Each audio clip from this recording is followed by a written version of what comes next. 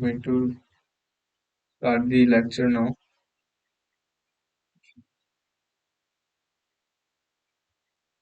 It's 6:07 now. Today we are going to discuss the practice questions um, which are uploaded in the sheet, uh, numericals for practice. So there are about 11 questions in the sheet, and today we will discuss these 11 questions.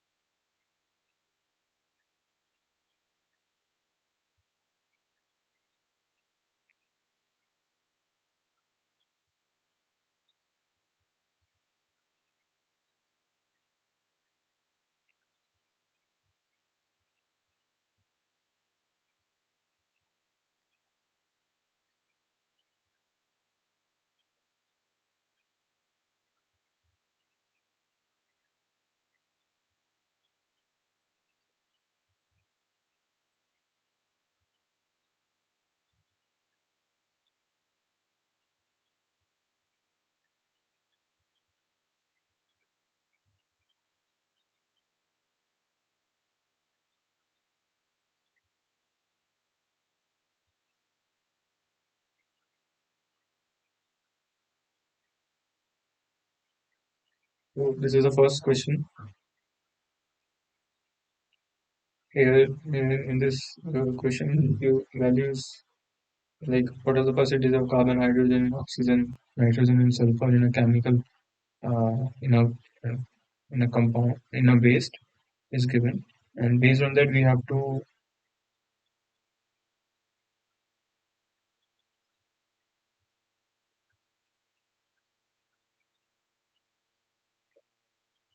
Okay, we are doing the numericals which are given.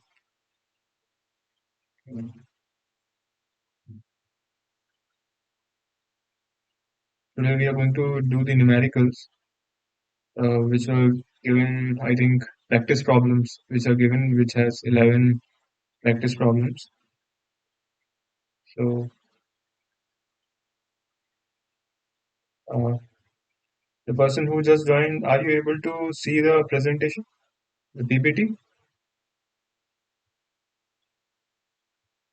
You can type your response in chat box also if you are able to see the presentation. Yeah, okay. Yeah, are you able to see the PDF also? Do you have the PDF which has numerical for practice which was uploaded in the portal? It has 11 questions. Okay. Have you completed the solutions, or you still have to do prepare the solutions? Because today we are going to discuss those questions.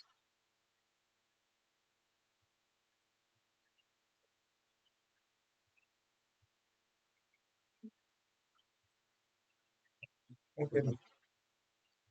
So this is the first problem where we have to calculate the chemical formula of the waste, and in terms of percentages the we have been provided with the percentages of carbon, hydrogen, oxygen, nitrogen, and sulfur present in that waste, and also have to calculate the heat value. So we have to use the Dulong's formula for those estimations. So once try for yourself, try take 5-10 minutes and try to solve the problem. Then we will discuss the solution. Or you tell me in what way you want to proceed. Like you directly want me to go for solutions, or do you want to Let us try, sir. see? ठीक है sir, ठीक है sir.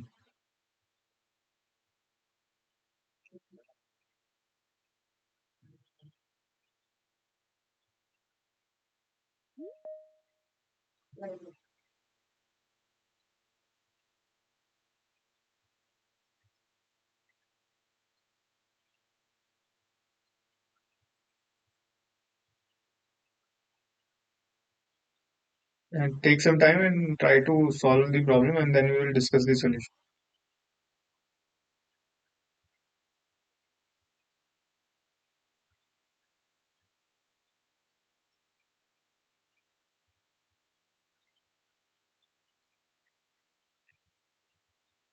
Manu sir, ये जो आप questions upload किए गए हैं, वो आप इन्हीं के लिए बोल रहे थे ना, जो 11 प्रॉब्लम्स हैं? नहीं, ये तो नहीं था। ये शीट नहीं थी, ये यही अपलोड की गई थी वहां पे। अ, जो 11 क्वेश्चन है, ये और 11 क्वेश्चन के अ, सॉल्यूशंस तो नहीं, आंसर्स दे रखे हैं। नहीं, इसके अंदर एक्चुअली न्यूमेरिकल ही था सिर्फ। हाँ हाँ। हाँ, यही वाला, हाँ, राइट राइट, यही है। हाँ, तो ये वाले क्वेश्चंस मैंने प्रिपेयर किए हैं वैसे। इसमें से हाँ, यही वाला था, राइट। हाँ जी। हाँ, इसमें से क्या है? इसमें से कुछ क्वेश्चंस वैसे मैंने क्लास में करवा भी दिए, करवाए थे हमने, अच्छा लेकिन अच्छा, हाँ हाँ, नहीं, हाँ, कल देखा मैं भी कुछ प्रैक्टिस ऑलरेडी हमने किया, जैसे सेकंड वाला तो हाँ हम लोग को ये दिख रहा है, याद आ रहा है, किया हाँ, हुआ है। पहले के 4 क्वेश्चन अपन कर चुके हैं, बाकी के भी हमने कुछ ना कुछ सेंस में किए हैं, मतलब उस तरह की प्रॉब्लम की है, सेम न्यूमेरिकल वैल्यू, अलग न्यूमेरिकल वैल्यू के साथ। ओके, देख लेते हैं, एक बार सारे देख लेते हैं। ठीक है।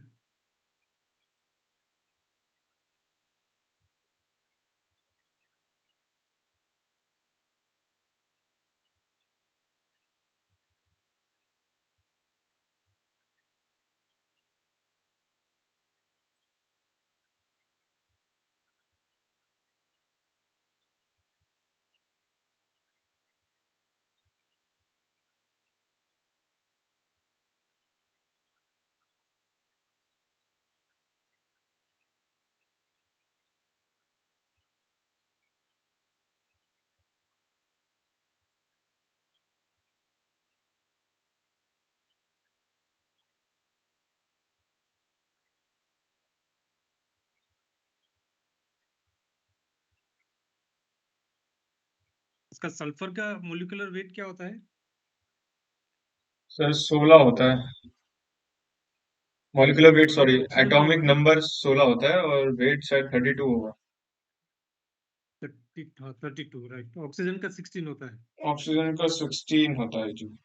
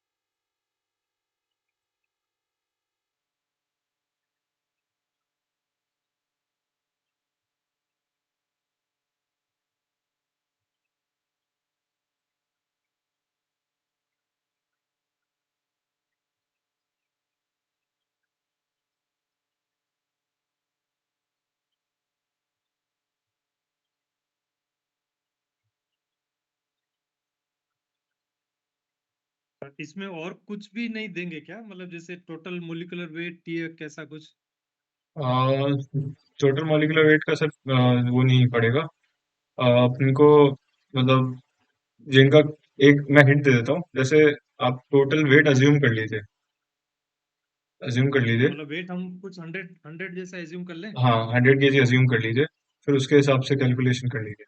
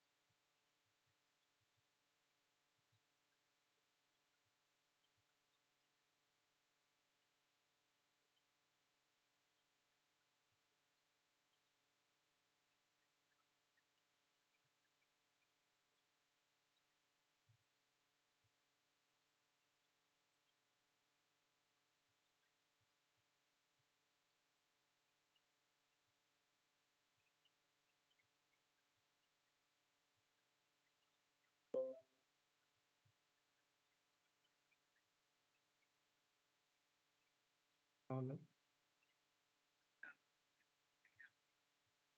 नहीं, आज नहीं, हम कल, कल एक मॉर्निंग में एक फिजियोथेरेपी और करेंगे, फिर परसों निकलेंगे। कल कल शाम को निकलेंगे। हम्म, हम्म, नहीं, कल का था, लेकिन 2 दिन कराना है यहाँ पे, उसके बाद हम वहाँ आके कंटिन्यू करें।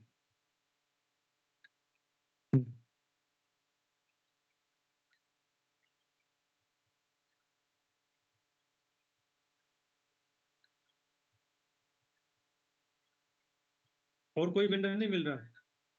कोई वेंडर नहीं मिल रहा है?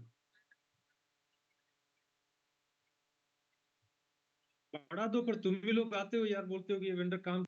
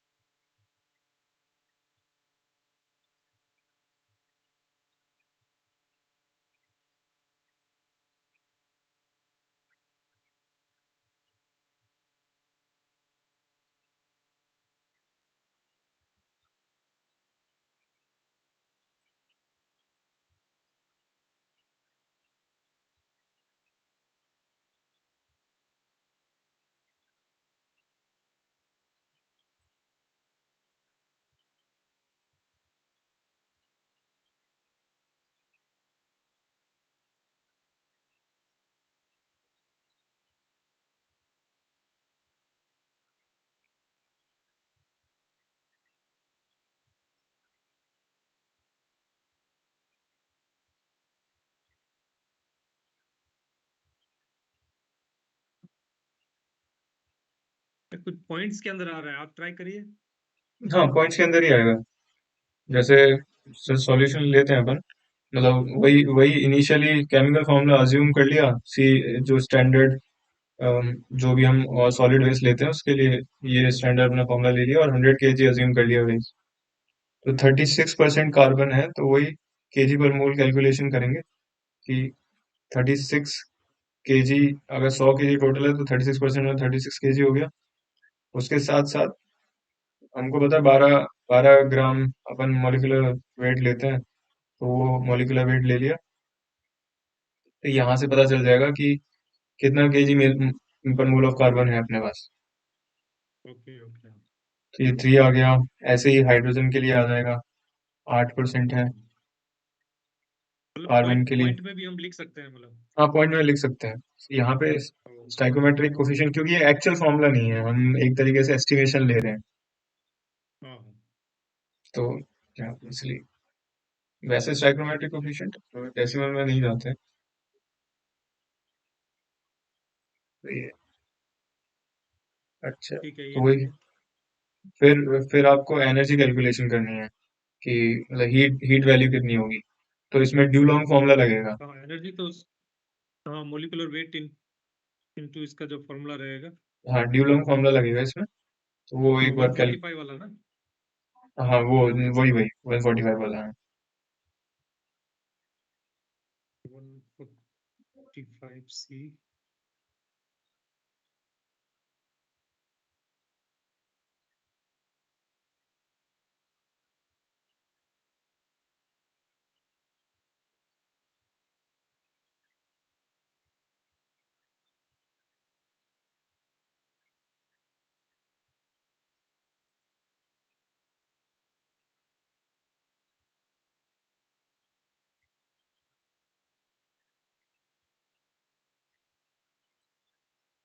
ये फॉर्मूला है, अगर फॉर्मूला 145C फॉर्मूला 6 मिल गया। हाँ।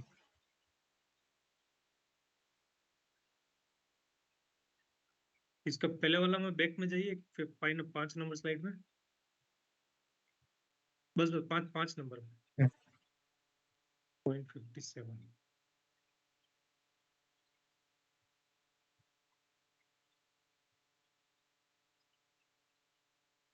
5 into 3।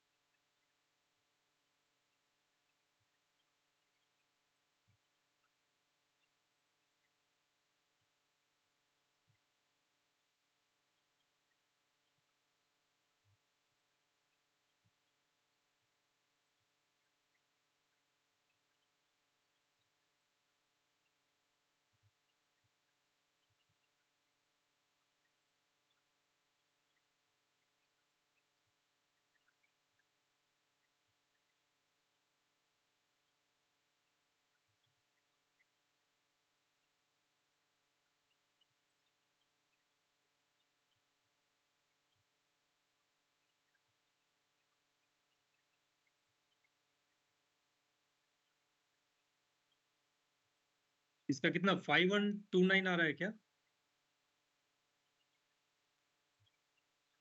इसका आएगा वन बीटीयू के टर्म्स में आएगा 7217।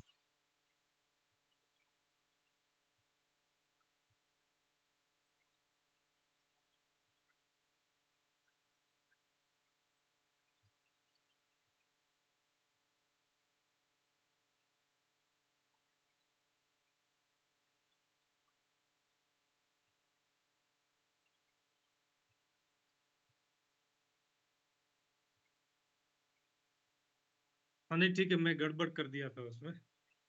ठीक है, अभी ठीक है। ठीक है, अगले क्वेश्चन में चलते हैं। ये हाँ, ये है सेकंड क्वेश्चन। मॉइस्चर कंटेंट निकालना। चलो, लेकिन इसका इसका हीटिंग हीटिंग वैल्यू लेते हैं ना, एक बार वो पीछे फॉर्मूला में है ये, जो लास्ट फाइनल निकाला था। हाँ, ये है। हम्म, हम्म, इसका हीटिंग वैल्यू लेते हैं तो आप जैसे ये 145 into 36 लिया है, लेकिन इसमें सी जो ड्यूलॉन्ग इसमें फॉर्मूला, ड्यूलॉन्ग फॉर्मूला में जो सी एस एन। अच्छा, वो जो परसेंटेज जो दिया है वही हाँ लेना है। अच्छा, हाँ। ठीक है, ठीक है। तो आप यहाँ पे 36 8 42 86 जो दिया है वही लेना है। ओके, हम्म। मैं मोलिकुलर वेट ले लिया था। ठीक। ये आइए अपना second next. Question, second question है, इसमें वही moisture content of the waste stream निकालना है, मतलब डिफरेंट कंपोनेंट्स दे रखे हैं वेस्ट स्ट्रीम के। हाँ, ये हम लोगों ने किया था। ये तो पूरा मॉइस्चर है, मतलब हाँ मॉइस्चर दिया है तो उसका ड्राई और वेट वेस्ट निकल जाएगा। हाँ। अ,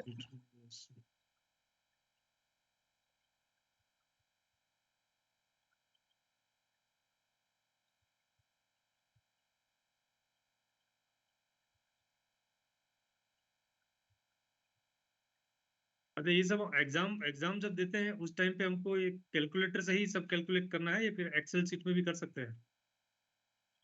एक्सेल शीट में भी कर सकते हैं, वो अपने आप अपने अपने एंड पे मेरे हिसाब से कैलकुलेशन कैसे भी कर सकते हो। और नहीं, और तो जब एक बार एग्जाम देते हो तो कंप्यूटराइज्ड एग्जाम होता होगा ना? इसका मुझे सर आइडिया नहीं है, ये पूछना पड़ेगा। हाँ, शायद शायद कैलकुलेटर ही यूज करना है, मतलब एक एक हाँ चीज कैलकुलेट करना पड़ेगा। हाँ। तो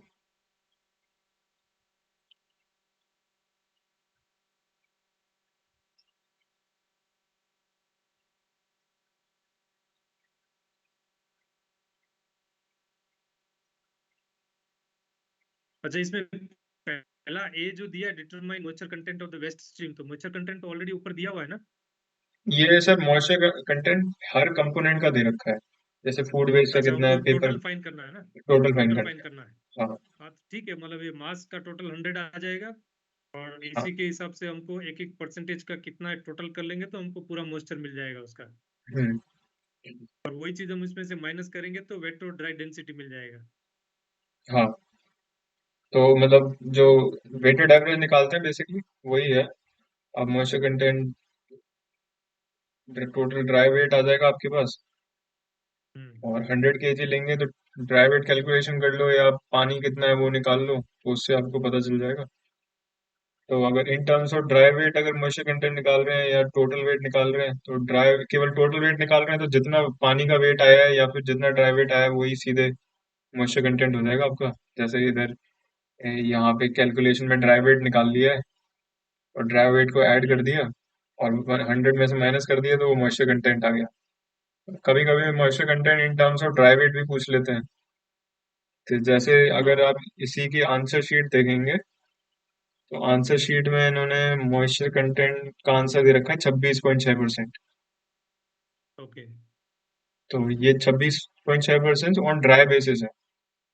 मतलब इन्होंने टोटल मॉइस्चर कंटेंट वैसे नहीं निकाला कि moisture amount of water depend divided by total weight, amount of water divided by dry total dry weight कर दिया है। तो यहाँ पे जो 21 जो हमने आंसर लिखा है, ये एक्चुअली में टोटल वेट के टर्म्स में है। और अगर ड्राई वेट के टर्म्स में निकाल लेंगे, तो ये आ जाएगा वही 21 डिवाइडेड बाय आप 78.95 करेंगे तो 26.6 ही आएगा। तो ये ड्राई वेट के टर्म्स में हो गई वो कैलकुलेशन। और उन्होंने सवाल में हमसे पूछी है कि determine the density of waste stream and wet density and dry density, तो ये वही सेम कैलकुलेशन है। डेंसिटी कैलकुलेशन, डेंसिटी निकालने के लिए आपको टोटल वॉल्यूम टोटल वेट पता होना चाहिए। तो आप हर कंपोनेंट का वॉल्यूम निकाल लेंगे, और वेट हमको पता ही है पीछे से, हाँ। 100 kg अज्यूम किया हमने, तो वहां से वैल्यू आ जाएगी। अगर यही हमको ड्राई निकालना पड़ेगा, तो जो जो वॉल्यूम कैलकुलेशन है वो थोड़ी चेंज हो जाएगी, क्योंकि हम जो हर कंपोनेंट का ड्राई वेट है वो लेंगे और उससे वॉल्यूम निकालेंगे।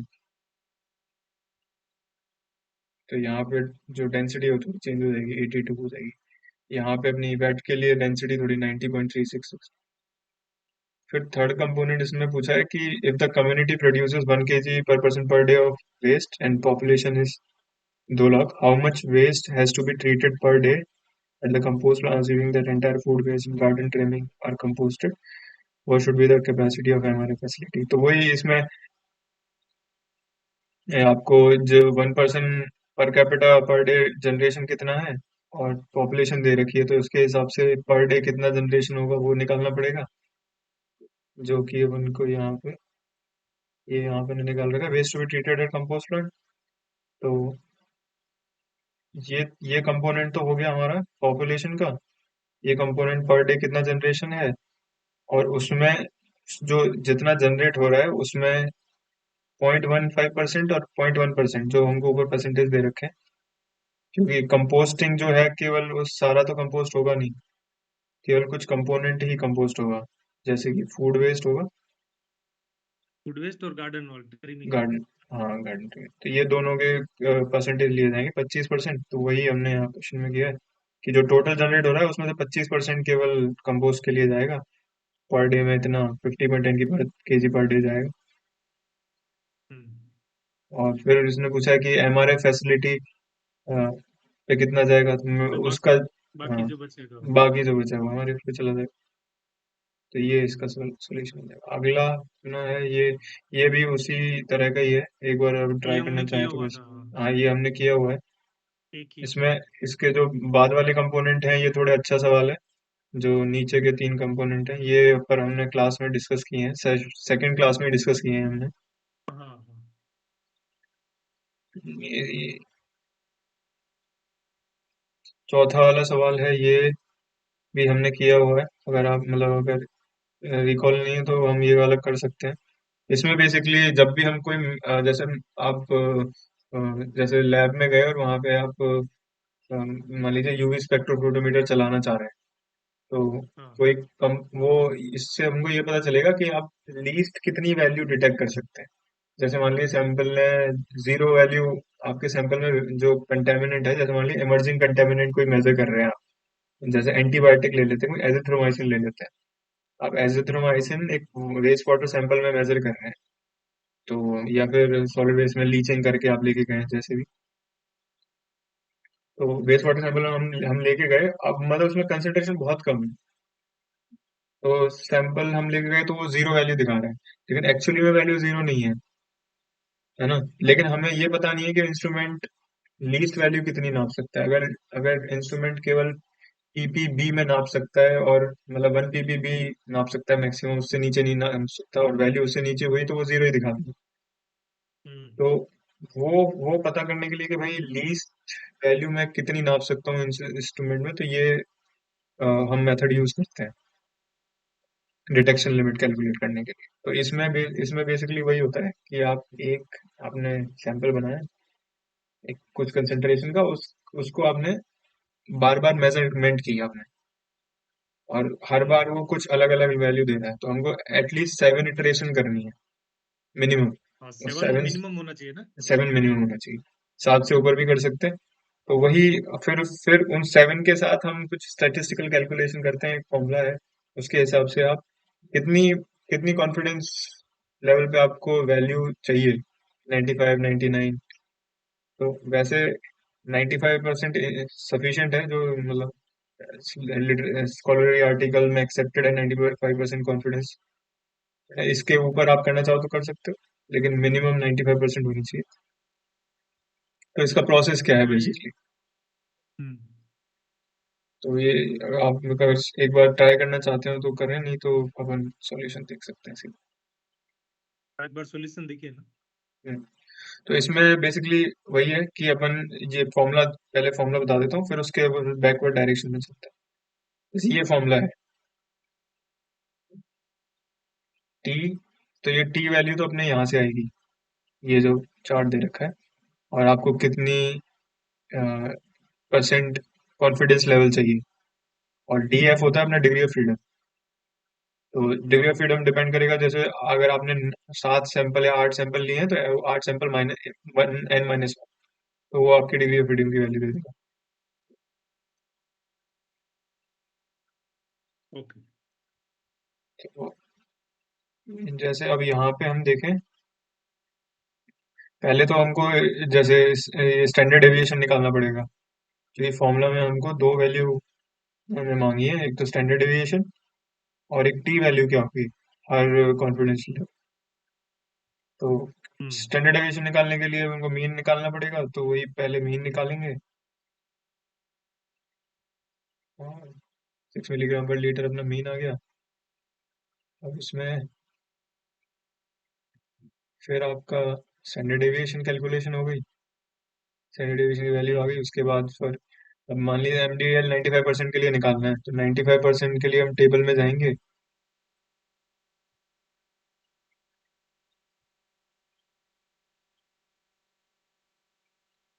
को वैल्यूज दे रखी हैं यहाँ पे, 1 2 3 4 5 6 7 8 9, 10 वैल्यूज दे रखी हैं। तो हम जाएंगे 95% में, और 10 - 1 n - 1 के लिए, तो 9 के कॉरेस्पॉन्डिंग 95% पे हमको वैल्यू आ रही है 1.833। 1.833। हाँ। ये हमारी टी वैल्यू हो गई। तो पहले वाले में हम्म। जाएंगे तो टी वैल्यू हो गई 1.833 इंटू हाँ। जो स्टैंडर्ड डेविएशन है 0.73, तो पॉइंट 1.34 सेवेंटी थ्री मिलेगी। हाँ, तो इसका ओके। मतलब ये हो गया कि जब हम एस्टिमेशन कर रहे हैं, तो अगर 95% कॉन्फिडेंस लिमिट हमें चाहिए, तो 1.34 से नीचे जो भी वैल्यू है उस पर हम विश्वास नहीं कर सकते।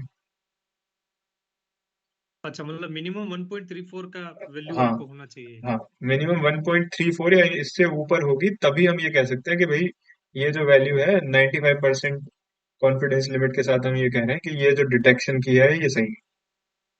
इससे ओके। नीचे अगर मेजर करेगा तो फिर हम ये नहीं कह सकते कि ये कितना सही है, मतलब ये एक्यूरेट वैल्यू है या नहीं। हम्म। तो हमको एटलीस्ट 95% कॉन्फिडेंस तो चाहिए ही होता है वैल्यूज पे, क्योंकि यही मतलब एक्सेप्टेबल कॉन्फिडेंस लिमिट है। तो इससे ऊपर जाएंगे, जैसे अब 99 पे डिटेक्ट करना है, तो वही सेम तरीका है। 99 कॉन्फिडेंस लिमिट ढूंढो, और डिग्री ऑफ फ्रीडम 9 हो जाएगी। 99 के लिए 2.821 हो जाएगा। तो यहाँ पे आ गए 2.821.73। और अगर आपको हम्म। 99% कॉन्फिडेंस चाहिए अपनी वैल्यू पे, तो वो वैल्यू एटलीस्ट इससे ऊपर होनी चाहिए। तब आप 99% श्योर हो जाओगे एक तरीके से कि आपकी वैल्यू जो डिटरमाइन की गई है उसे। सेम 99.9 के लिए टी टेबल में दे रखा है 99.9 के लिए आप वैल्यू एस्टिमेट कर लो। वही 4.297 इंटू 0.73 और आपकी वैल्यू। 8.1। हम्म। अगला क्वेश्चन है अपना ये। अब ये इस तरह के क्वेश्चन भी गए हैं, बस इन वाली वैल्यूज के साथ नहीं किए हमने। तो ये आप ट्राई कर सकते हैं। Our town West Bengal with 5 lakh population generates 0.8 kg per capita per day. तो ठीक है, ये तो एमएसडब्ल्यू। फिर। हाँ, ये मतलब आसान है, ज्यादा।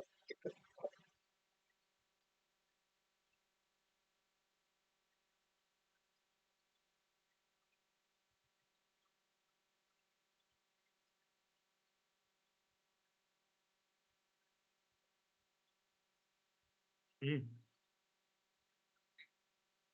हम्म।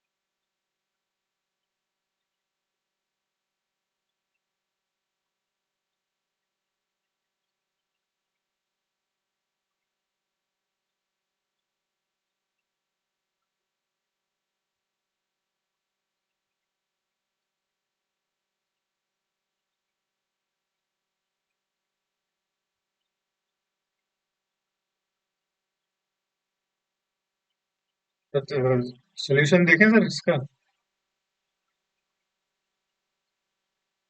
हाँ, इसका देख लेते हैं, लेकिन ये थोड़ा कंफ्यूजन हो रहा है एक्चुअली। थोड़ा हाँ 4 days 2 days और इतना वो किया ना, इसलिए थोड़ा सा हाँ वो हो रहा है। हाँ, ये इसमें मैं एक वो आपको थोड़ा वो कंफ्यूजन में दूर कर देता हूँ। ये ट्वाइस वीकली जो है ना, इसको ट्वाइस हाँ। डेली डेली कर दीजिए। ओ, ये थोड़ा इसमें प्रॉब्लम है। मतलब ट्वाइस डेली है, और वो डेली में भी जैसे लिख रहा है 65% कैपेसिटी उठा रहा है। हाँ, वो अपने ओके। कंटेनर की है, जैसे जो जो कंटेनर है हमारा, ट्रक हैज हाँ, वो कैपेसिटी कंटेनर ऑफ, का कैपेसिटी है, मान लो थ्री हाँ, पॉइंट फाइव टन कैपेसिटी दिया है, तो उसका 65 उठाएगा। 65% ही उठाया।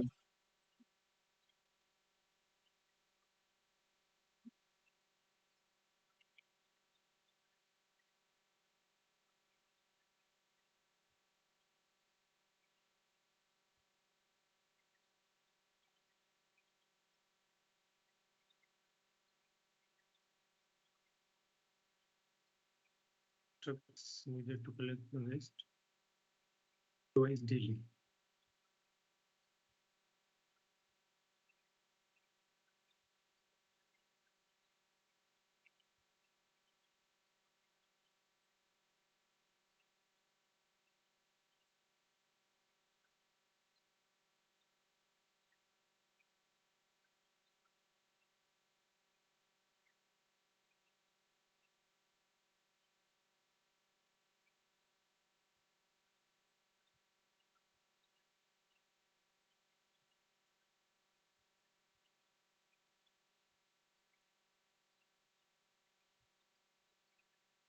तो ये जो 4 days पर वीक है, ये मतलब ये हर ट्रक 4 दिन चलता है?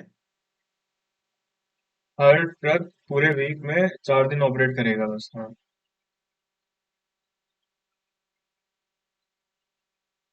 अच्छा, एक ट्रक 4 दिन ऑपरेट में।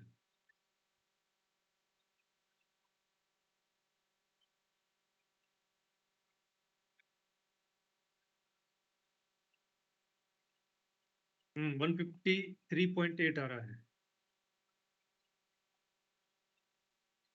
थ्री पॉइंट 153.84, एट हाँ, 154 नंबर ऑफ ट्रक्स हो जाएंगे।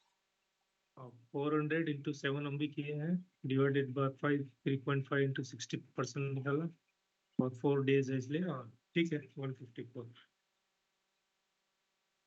लास्ट वाले का कंपोनेंट उसका वो 35% डाइवर्ट हो रहा है, तो बाकी का टोटल जितना भी। चार्जेस 35, हाँ वो तो बाकी जो बचेगा हो जाएगा, ठीक है। ठीक, ये है एक अगला विषय।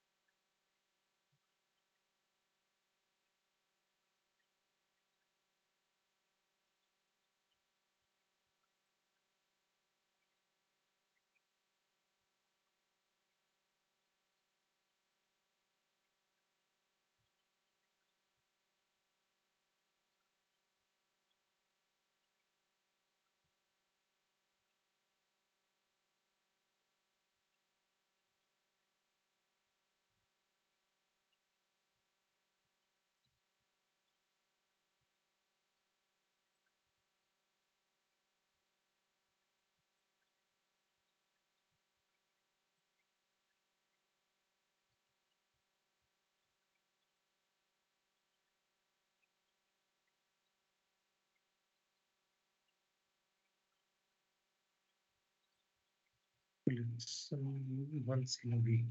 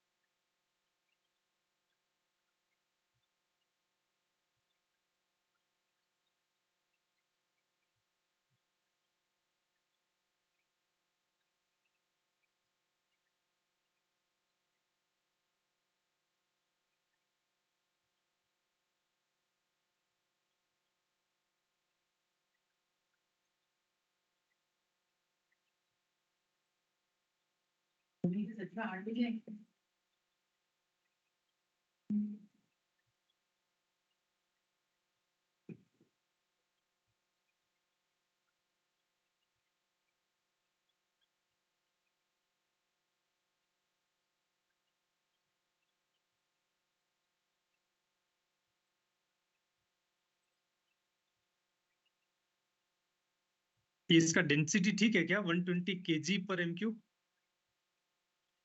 हाँ, ये गार्बेज का डेंसिटी दे रखा है।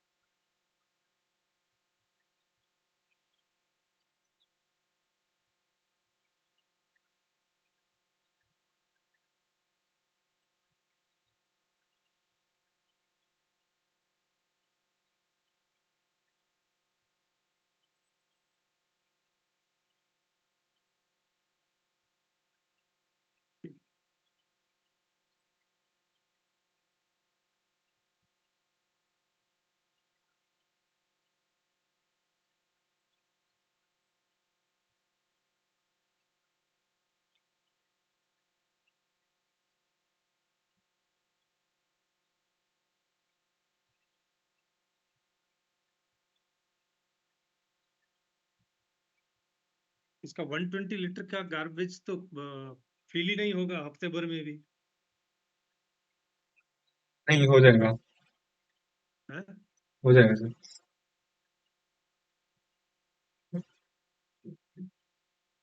4 फैमिली है। 1 केजी तो 4 केजी, 4 × 7, 28। 28 केजी हो रहा है खाली? 28 केजी पर डे है। और अपनी 120 जो बल्क डेंसिटी है वो 28 केजी, 28 केजी पर डे नहीं, 28 केजी हफ्ते भर का ही हो गया। हफ्ते, हाँ, हफ्ते भर का हो गया। उसका फिर आप वॉल्यूम निकाल लीजिए और वॉल्यूम को लीटर में कन्वर्ट कर लीजिए। वॉल्यूम 0.23। वॉल्यूम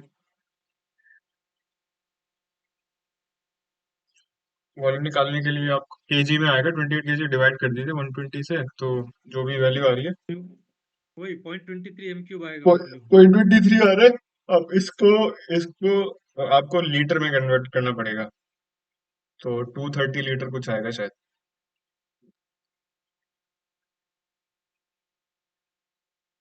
1 मीटर के में 1000 लीटर होते हैं, तो कन्वर्जन में 230 लीटर आ जाएगा। और एक गार्बेज कैन का वॉल्यूम 120 लीटर है, तो आप डिवाइड करेंगे तो 1.9 समथिंग आएगा, तो वो राउंड ऑफ होकर 2 कैंस हो जाएगा। टू, हाँ, टू है। हाँ, अरे थोड़ा और आके।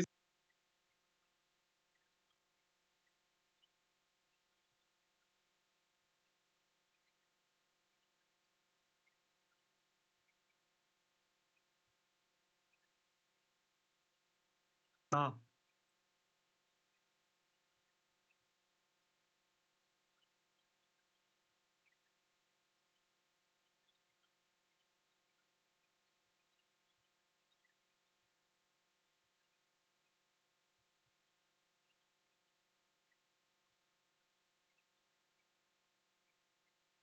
ये पिछले वाले क्वेश्चन का ही एक्सटेंशन है।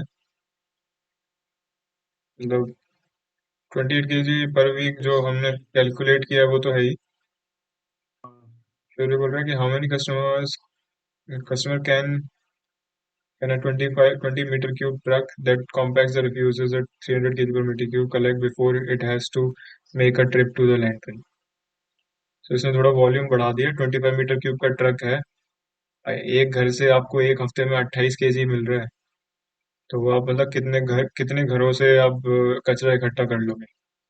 तो नंबर ऑफ हाउसेस का काउंट बता।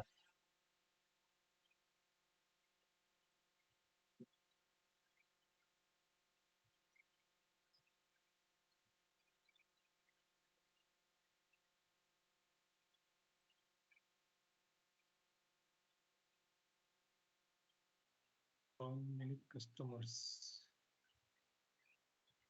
20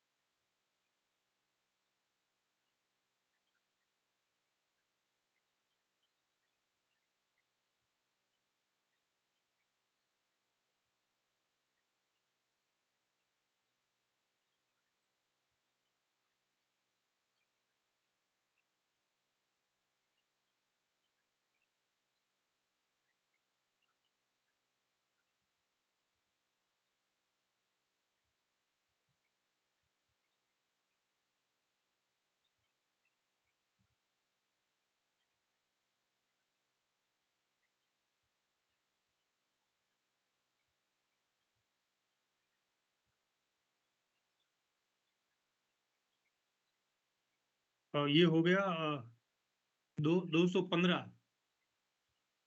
अ, क्योंकि आपको 300 दो। केजी 300 केजी पर एम क्यूब है ना। हाँ। तो इसका वॉल्यूम निकाल लेंगे 28 केजी से, तो एक एक दिन में 0.093 वॉल्यूम ये हैंडल करेगा। जी जी। और हमारे पास 20 एम क्यूब का गाड़ी है, तो उसको डिवाइड करेंगे तो मतलब 215 कस्टमर को एकोमोडेट कर देगा उसमें। और मतलब डेसिमल में क्या वैल्यू आ रही है? 214 से ऊपर आ रही है क्या? वो आपने शायद राउंड ऑफ किया है इसलिए थोड़ा एक कंटेनर ज्यादा आ रहा है, एक कस्टमर ज्यादा आ रहा है। हाँ, मतलब मतलब पॉइंट। वॉल्यूम एक का वॉल्यूम 0.093 है। हाँ तो तो वो 20 डिवाइडेड बाई 0.093, तो 215, मतलब वही हाँ 214 215 आएगा। हाँ। तो मतलब 0.093 की जगह 0.09333 ऐसे कुछ आ रहा होगा। 33, हाँ तो हाँ, हाँ तो तब आ जाएगा टू। हाँ वो राउंड ऑफ उस ठीक वाले में राउंड ऑफ हो जा रहा है बस, कोई। ठीक।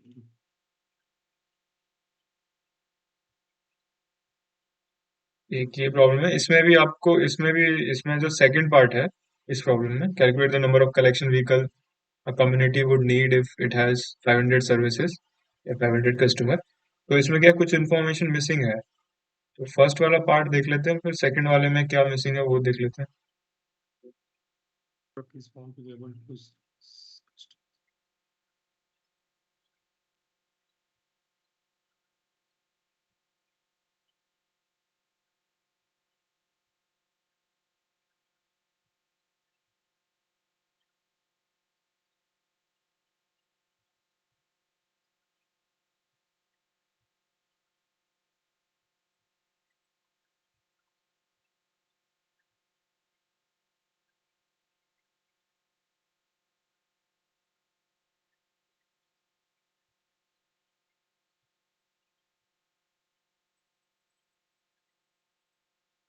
तो 4 आवर्स में कोई ब्रेक तो नहीं होगा ना, तो 192 कस्टमर हो जाना चाहिए। हाँ, वो ब्रेक ब्रेक सब हटा हटू के अपना 4 आवर्स है पूरे दिन में। तो ये 1.5 कस्टमर्स पर मिनट और 4 आवर्स वर्किंग पर डे। तो ये 4 आवर्स को मिनट में कन्वर्ट कर लेंगे, 4 into 60 मिनट, जो कितने मिनट्स पर डे हैं, तो अपने पास कितने number of customer per day हो जाएगा, वो 300 आएगा शायद। नहीं, पर ये तो मान लो 240 मिनट्स है, 4 हम्म। आवर्स, हम्म। और एक कस्टमर पे, अच्छा एक कस्टमर पे 1.2 1.25 कस्टमर, हाँ ठीक है, कस्टमर ज्यादा पर है, मिनट। ओके हाँ। 1.25 है। हाँ, तब 300 कस्टमर आ जाएंगे।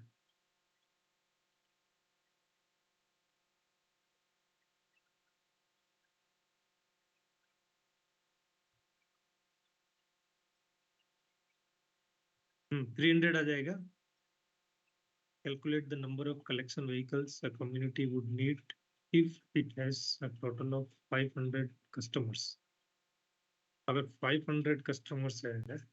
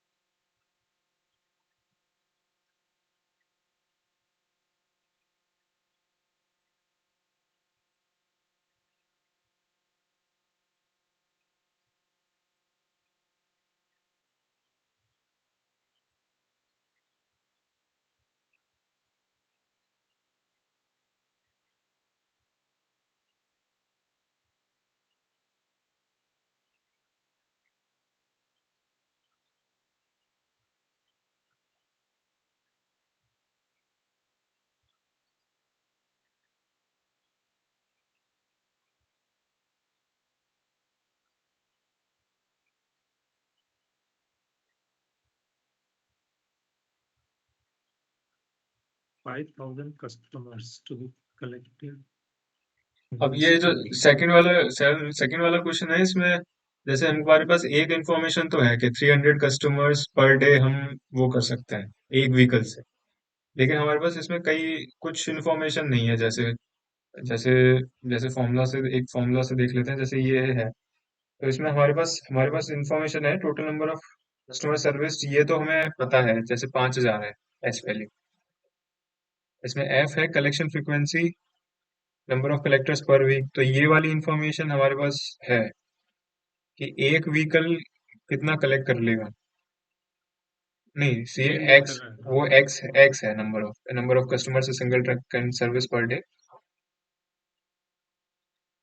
और number of work days per week. तो अब इसमें जैसे अगर हम इसको सॉल्व करें एक बार, जैसे 5,000 मैं लूं और 5,000 मेरे को पूरे हफ्ते में करनी है, और एक कलेक्शन व्हीकल एक हफ्ते में 2,100 कर लेगा अगर वो सातों दिन काम कर रहा है। तो पहली बात तो हमारे पास ये इन्फॉर्मेशन नहीं है, हम अज्यूम कर रहे हैं कि जो एक व्हीकल है वो 7 डेज काम करेगा या नहीं। तो अगर हम अज्यूम करें 7 डेज, तो वो पूरे हफ्ते में 2,100 कस्टमर्स से अच्छा, ये जो बेस्ड। 5,000 जो है, ये मतलब टोटल वीक का 5,000 सर्विस बता रहा है ना। हाँ, पूरे वीक में हमको 5,000 सर्विस करने हैं। और ये जो है इनको रिपीटेटिव नहीं है, ये मतलब एक बार में एक एक घर से एक बार ही उठेगा, मतलब दोबारा नहीं उठाना है उस घर से एक हफ्ते में। हाँ, तब तो ठीक है ना। हम लोग जो 300 कस्टमर अगर पर डे कर रहे हैं, तो 5,000 डिवाइड बाई 300 इंटू 7, तो 16-17 गाड़ी आएगा। हाँ, नहीं 5,000। ये 5,000 है ना। एक हाँ। गाड़ी को अगर हम डिवाइड कर देते हैं, तो मान हम्म। लो 100, 5,000 डिवाइड बाई 300 था ना। 5,000 डिवाइड बाय 300। हाँ, तो 116.66 आ जाएगा। और वो हाँ, पर वीक पूछा है, तो उसको डिवाइड बाई 7 कर बात देंगे तो सही है। पर डे बात हमको 16।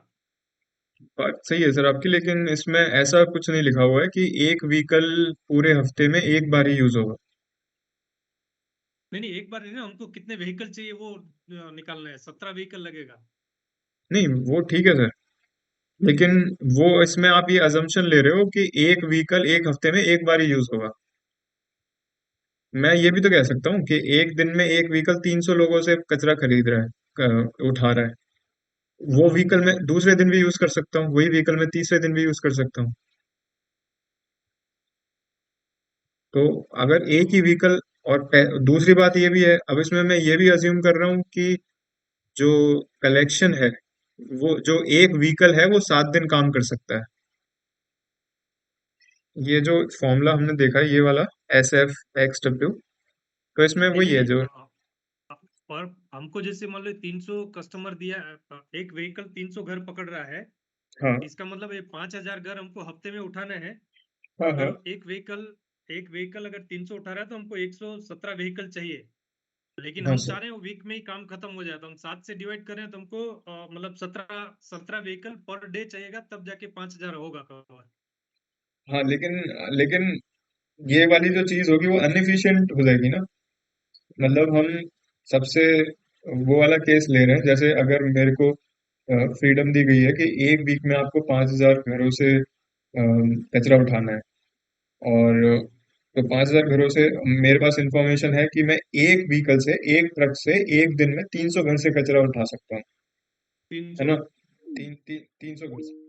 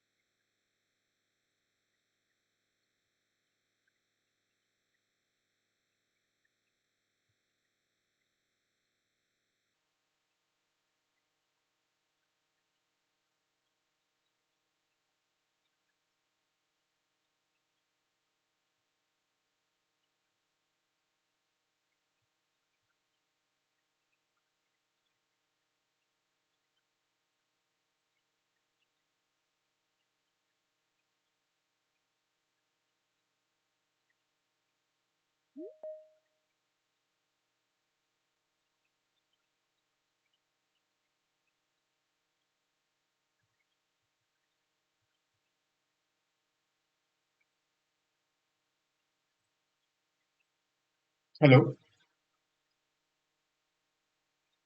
हेलो। अच्छा, आप बोल रहे हैं कि हमको अगर एफिशिएंसी निकालनी है, तो हम हमारे पास 500 अगर सर्विस कस्टमर है, हाँ तो पाँच है। हमको हफ्ते में, अगर हफ्ता भर चलाना, तो मतलब एक हफ्ते में हमको 715 को कैटर करना पड़ेगा। हाँ तो हमको कम से कम तीन तीन ट्रक रखने होंगे, मतलब आप ये हाँ बोल रहे हैं 3 ट्रक से काम हो जाएगा। हाँ, 3 ट्रक से काम हो जाएगा। जब 3 ट्रक से काम हो रहा है तो 17 ट्रक क्यों खरीदेंगे? हर ट्रक $मिलियंस, $मिलियंस, लाखों रुपए का आता है, तो वो इकोनॉमिकली बर्डन ही है हमारे पर। अगर ये पर वीक की जगह पर डे होता, तब तो हाँ 17 ट्रक वाली बात समझ में आती। हाँ हाँ हाँ। ठीक है सर, आगे वाले क्वेश्चन चलते हैं। हाँ, ये थोड़े थोड़े भारी क्वेश्चन, मतलब थोड़े कैलकुलेशन में लेंदी क्वेश्चन है। ये एक बार आप ट्राई करके देखिए, हम देख लेते हैं। Poultry manure has a moisture. इसमें दो चीजें हैं, एक तो पोल्ट्री मैन्योर लिए इन्होंने, और एक एक ओट स्ट्रॉ लिए है। तो पोल्ट्री मैन्योर में इन्होंने मॉइस्चर कंटेंट 70% दे रखा है, और नाइट्रोजन कंटेंट 6.3% है, ड्राई वेट के बेसिस पे। फिर जो मैन्योर है, फिर manure is to be composted with oat straw. मतलब दोनों को मिलाना है, दोनों के साथ कंपोज करना है। तो जो ओट्स और दूसरा कंपोनेंट है उसमें मॉइस्चर कंटेंट 20% है। जो इन दोनों का मिक्सचर होगा उसका, मतलब उस इन दोनों के साथ में कंपोस्टिंग करने पे एंड प्रोडक्ट जो हमें चाहिए उसका कार्बन नाइट्रोजन रेशो 30 होना चाहिए। और फिर हमें और इन्फॉर्मेशन ये दे रखी है कि जो ओट स्ट्रॉ है उसमें नाइट्रोजन का कंटेंट 1.1% है, और कार्बन नाइट्रोजन रेशो जो है वो है 48 for oat straw and 15 for poultry manure. तो इसमें हमको ये डिटरमाइन करना है कि अगर, मतलब determine the how much amount of oat straw कितनी हमको चाहिए 1 kg ऑफ मैन्योर में, मतलब 1 kg मैन्योर, पोल्ट्री मैन्योर में कितनी ओट स्ट्रो डालें कि at the end of the day हमारे पास जो कार्बन नाइट्रोजन रेशियो है वो 30 रहे। क्योंकि हमें आखिरी में जो डिजायर्ड कार्बन नाइट्रोजन रेशियो है वो हमारा 30 है। अब इसमें दोनों जो पोल्ट्री मैन्योर है, ओट स्ट्रो है, दोनों के लिए तीन इंफॉर्मेशन दे रखी है दोनों के लिए। एक पहला है मॉइस्चर कंटेंट, दूसरा है उनका नाइट्रोजन कंटेंट क्या है, नाइट्रोजन ऑन बेसिस ड्राई मास के बेसिस पे, और तीसरी इंफॉर्मेशन है कि कार्बन नाइट्रोजन रेशो क्या है उनका। तो दोनों के लिए तीन तीन इंफॉर्मेशन दे रखी है, और उसके बेसिस पे हमको जब इन दोनों को मिलाएंगे तो at the end of the day हमको कार्बन नाइट्रोजन रेशो मिलाने के बाद 30 चाहिए। और उस 30 जो कार्बन नाइट्रोजन रेशो 30 आए उसके लिए कितना ओट स्ट्रॉ मिलाएं 1 kg मैन्योर में, ये निकालना है। हम्म।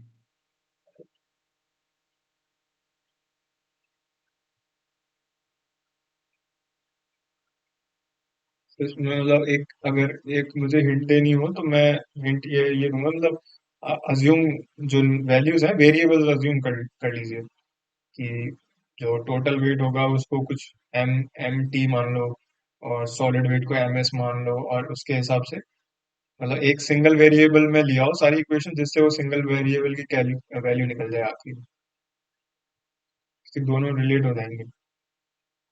मतलब हम ऐसे ले लेंगे, एक बार ऊपर की जो इक्वेशन है वो तो ठीक है, लेकिन हम जो मिक्सचर मिलाएंगे हम अपनी तरफ से ये ले लेंगे कि हमको एक जो टोटल मिक्सचर है वो 1 kg मिलाना है। तो हमारे पास एक इक्वेशन हो जाएगी, तो वो सॉल्व करने में आसानी हो जाएगी हमारी। हम्म। क्योंकि इक्वेशन एक होगी तो हमको उसको वेरिएबल भी एक में ही लाना पड़ेगा, तो वो हम वेरिएबल एक में ले आ पाएंगे उससे।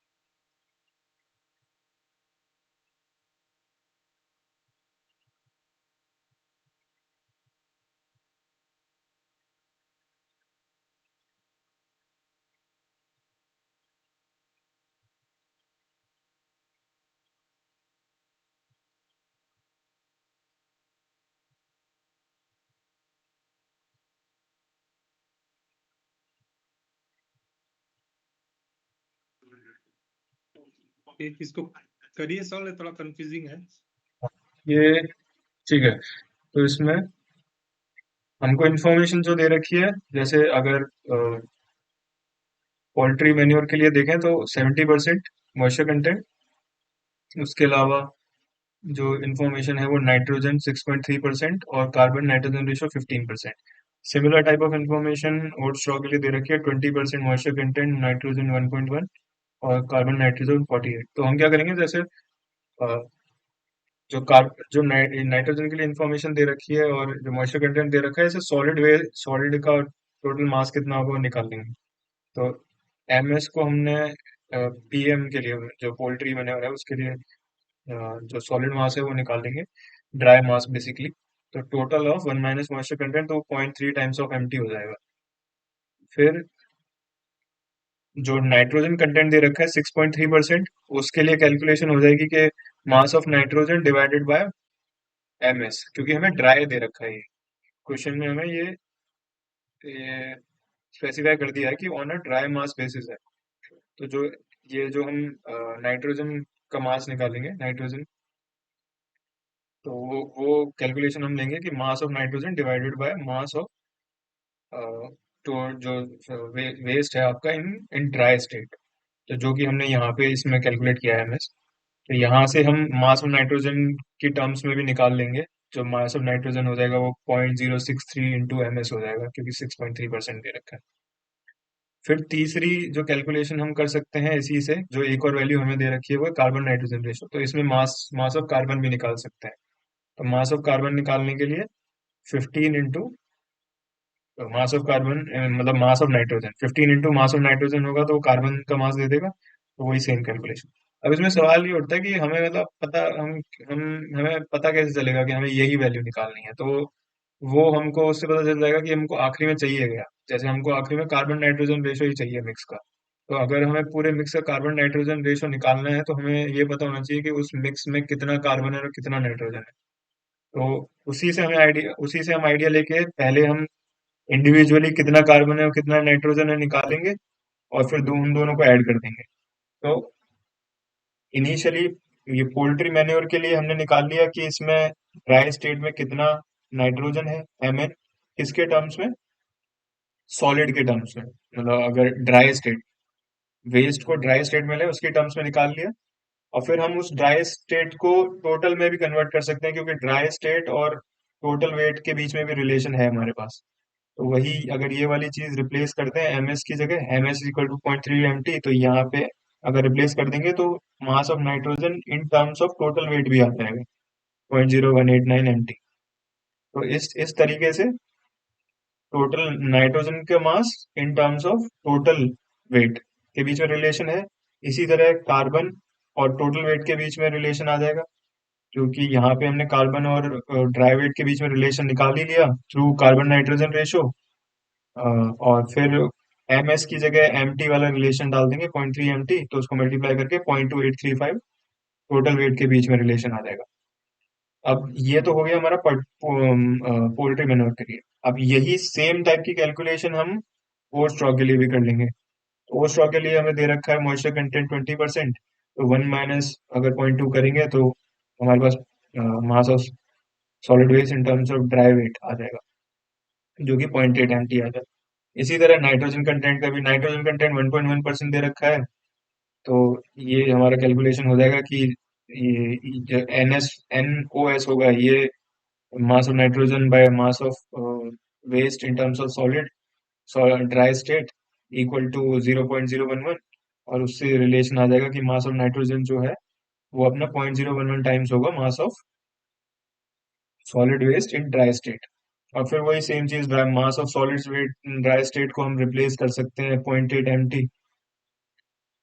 तो वो उसको रिप्लेस कर देंगे तो हमारा मास ऑफ नाइट्रोजन का रिलेशन आ जाएगा सीधे टोटल वेट से। तो वो हो जाएगा M N is equal to 0.00888 M T. और ये जो एम टी टू है, ये बेसिकली ओट स्ट्रॉ के लिए मास रिप्रेजेंट कर रहा है। पीएम को हमने 1 ले लिया है और ओट स्ट्रॉ को हमने 2 अज्यूम कर लिया। तो ये वो है। फिर मास ऑफ कार्बन, वही similar calculation mass of carbon की कर लेंगे, जो कि हो जाएगी, क्योंकि कार्बन नाइट्रोजन रेशो 48 टाइम्स है, तो mass of carbon equal to 48 times of mass of nitrogen. तो वही सिमिलर रिलेशन से मास ऑफ कार्बन भी आ जाएगा इन टर्म्स ऑफ टोटल वेट। तो हमारे पास यहाँ से चार वैल्यूज आ गई। एक तो ये हो गया, ये mass of carbon equal to mass of nitrogen for for poultry manure, mass of nitrogen equal to 0.0189 MT1। और दूसरी मास ऑफ कार्बन जो कि हो गया 0.2835 MT1। और यही दो दो similar values for mass of oat straw, जो कि हो जाएगी Mn equal to 0.0088 MT2। And mass of carbon हो जाएगा 0.4224 MT2। तो अब ये जो हमारे पास जो चार इक्वेशंस आई हैं, इसमें जो कॉमन कंपोनेंट है वो दोनों में है MT1 और MT2। तो MT1 में और MT2 में हमको क्वेश्चन में कोई रिलेशन नहीं दे रखा, तो हम अपनी तरफ से पहले अज्यूम कर लेंगे कि भाई मैं दोनों का मिक्सचर बना रहा हूँ, लेकिन मैं 1 kg ही बनाऊंगा।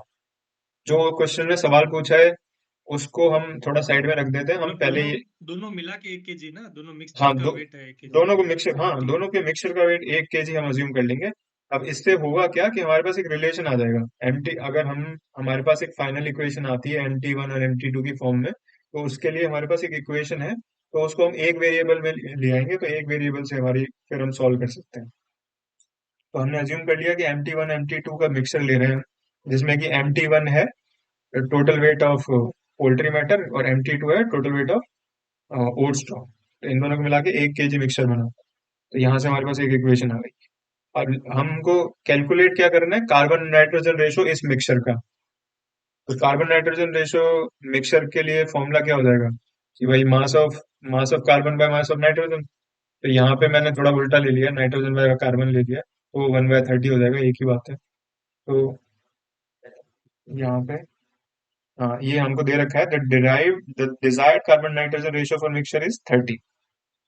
तो वही यही चीज लेके मैंने वैल्यूज रिप्लेस कर दी हैं। तो मास ऑफ नाइट्रोजन में क्या हो जाएगा कि पर्टिकुलर पोल्ट्री मैटर में मास ऑफ नाइट्रोजन, और साथ साथ में ओट स्ट्रॉ में कितना मास ऑफ नाइट्रोजन है, तो वो उन दोनों इक्वेशन को यहाँ रिप्लेस ऊपर लिख देंगे, और ऐसे ही कार्बन के लिए नीचे लिख देंगे जो हमने चार इक्वेशन पॉइंट आउट की थी। अब इसमें, अब जो ये वाली इक्वेशन हमने ली है MT1 equal to MT2 1 kg, इसको यूज करके हम MT2 वैल्यू को रिप्लेस कर देंगे 1 - MT1 के टर्म्स में। तो यहाँ पे हमने वही किया है, एम जहाँ पे MT2 होना चाहिए था उसको 1 - MT1 लिख दिया। तो इससे क्या होगा, ये पूरी इक्वेशन MT1 की टर्म्स में आ जाएगी, और यहाँ से MT1 की वैल्यू आ जाएगी हमारे पास। तो MT1 क्या है, MT1 पीछे हमने डिफाइन किया, MT1 है mass of total mass for poultry वगैरह।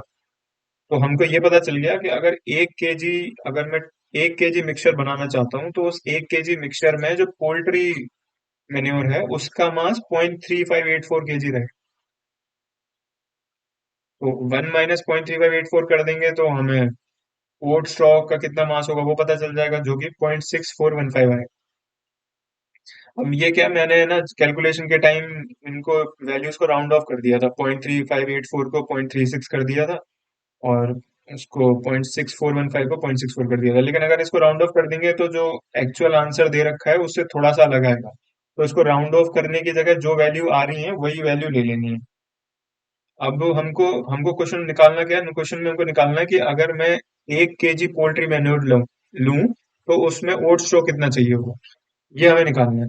और हमारे पास अभी जो हमने कैलकुलेशन की है वो उसके हिसाब से हमने 0.3584 पोल्ट्री मैन्योर लिया है, तो सीधी कैलकुलेशन है।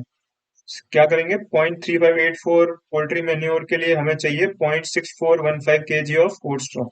तो 1 kg के लिए कितना चाहिए होगा, तो वो ये डिवाइड करके इंटू 1 कर देंगे, और जो वैल्यू है वो 1.79 kg निकल के आ जाएगी। हम्म। सो ये सवाल।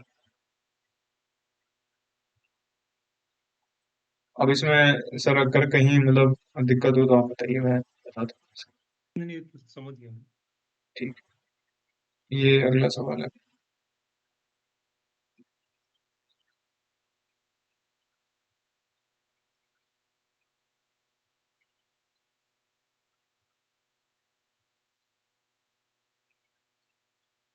हमने इस टाइप का हमने किया हुआ था ना एक। हाँ, इस तरह का हमने सवाल किया हुआ।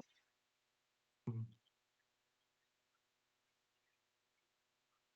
उस क्वेश्चन में ये जो 50 100 40 है ना, इसका आधा आधा था। C25 आधा था, आधा। H50 था, O20 था। तो इसके लिए वो केमिकल इक्वेशन चाहिए होगी, जो जैसे इसमें आपका कंपोस्टिंग के लिए, कंपोस्टिंग है तो कंपोस्टिंग के लिए एनारोबिक क्या, एरोबिक डिग्रेडेशन होता है, एरोबिक डिकम्पोजिशन। तो एरोबिक डिकम्पोजिशन के लिए जो इक्वेशन है, मतलब हाइड्रोकार्बन प्लस आपका ऑक्सीजन सप्लाई होगी और उससे CO2 बनेगा, वाटर।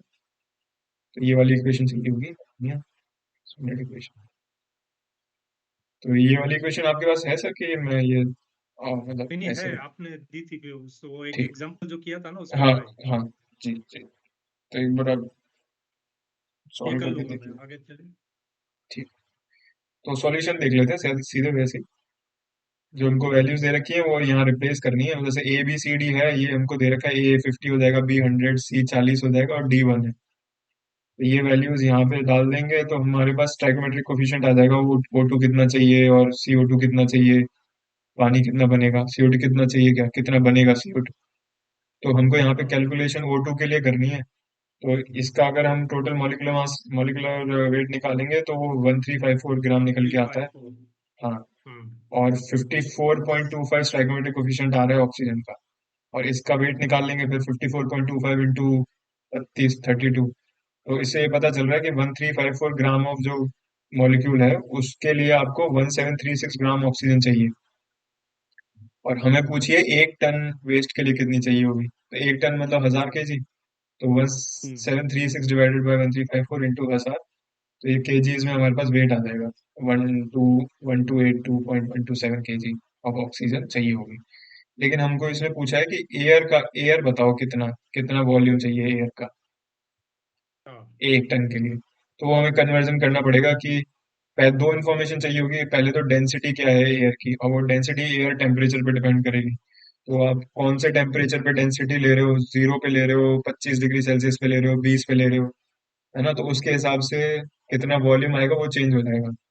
तो वो दिक्कत नहीं है, आप मेंशन कर दो कि हमने ये डेंसिटी ली है इतने टेम्परेचर पे, तो उसके हिसाब से ही आंसर आ जाएगा। तो वो कोई दिक्कत नहीं चाहिए मेरे हिसाब से, तो हम है तो ना। तो नॉर्मली जो एटमॉस्फेयर का मतलब जो टेम्परेचर रहता है नॉर्मल उसी का पकड़ते हैं ना। उसका पकड़ लेते हैं। जैसे यहाँ पे मैंने 25 के हिसाब से पकड़ी है, 25 डिग्री हाँ सेल्सियस के। तो उसके हिसाब से 25। और जो वैल्यू एस्टिमेशन किया है, अब इसमें इसमें फिर से दो चीजें आ जाती हैं कि आप जो एस्टिमेशन कर रहे हो, जो एयर का कंसंट्रेशन है, वो बाय वेट ले रहे हो या बाय वॉल्यूम ले रहे हो। तो बाय वॉल्यूम लेते हो तो वो 20.98% होता है ऑक्सीजन एयर में, बाय वॉल्यूम। हाँ हाँ। और अगर बाय वेट लोगे तो वो 23% आता है। तो ओके। इन दोनों में से कौन सा भी रूट चूज करना चाहते हो, उसके रूट के थ्रू जाके। और जैसे मैंने वेट वाला लिया था, 23% of air is equal to, मैंने 1282 कर दिया जो हमने यहाँ पे कैलकुलेट किया है ऑक्सीजन। तो वही, अब इसको 23%, 23/100 है, 23/100 इंटू एक्स इक्वल टू 1282। तो 23, इसको 23/100 को उधर ले जाऊंगा मैं, तो इंटू 100 डिवाइडेड बाई 23 हो जाएगा। तो एयर की वैल्यू आ जाएगी 5574.46, हम्म। है ना। अब ये वैल्यू चेंज हो जाएगी बेस्ड ऑन आपने डेंसिटी कितनी ली है। तो डेंसिटी अगर आप टेम्परेचर चेंज करते जाओगे, डेंसिटी चेंज चेंज हो जाएगी और ये वेट भी चेंज होता रहेगा। तो वो अपने वो प्रॉब्लम वाली बात नहीं है, वो अपन डेंसिटी मेंशन कर दो आप, तो उसके हिसाब से वो अपने आप ही चेंज हो जाएगा। कोई इशू नहीं, इशू वाली बात नॉर्मली तो यहाँ। क्वेश्चन में दे देते होंगे ना। और दे भी सकते हैं। और अगर नहीं दें तो फिर आप अपने जो वैल्यू अज्यूम करिए वो वैल्यू लिख दो, उसके हिसाब से तो आंसर चेंज हो जाएगा। इसमें तो ये ऑब्जेक्टिव टाइप से ही रहता है ना एग्जाम के अंदर, तो फिर वो अगर कुछ हम इधर उधर वैल्यू लेंगे तो आंसर भी तो फिर गलत आएगा। हाँ, वो दिक्कत है। तो वो आप स्टैंडर्ड रूम टेम्परेचर पे वैल्यू ले लीजिए फिर। हाँ राइट। ठीक है चलिए। फिर इसमें सेकंड पार्ट है कि determine the amount of CO2। तो वो CO2 और अमोनिया, तो वही ये अपना तो इक्वेशन से ही आ उसी जाएगा। उसी से मिल जाएगा। फिर अपना है, ये 11वां क्वेश्चन है, लास्ट क्वेश्चन।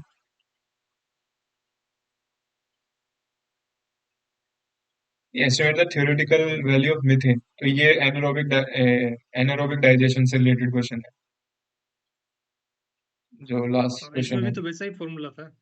वैसे ही फॉर्मूला है, बस एंड प्रोडक्ट जो होगा उसमें मिथेन होगा, मीथेन आएगा। और ऑक्सीजन से रिएक्शन नहीं होगी, इस बार वाटर होगा।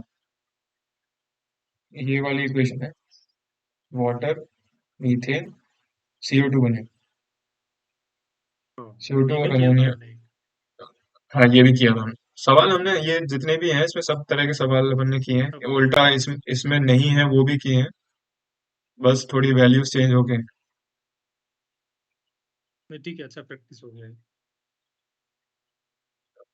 अब ये भी हम देख लेते हैं, वही ये कोफिशिएंट चेंज हो जाएंगे, तो वही हाँ। A B C D की वैल्यू हमारे पास है, रिप्लेस कर देंगे तो जो वाटर मॉलिक्यूल है वो 5.75 है, और मीथेन जो बनेगा वो 27.125 मोल्स मान लेते हैं।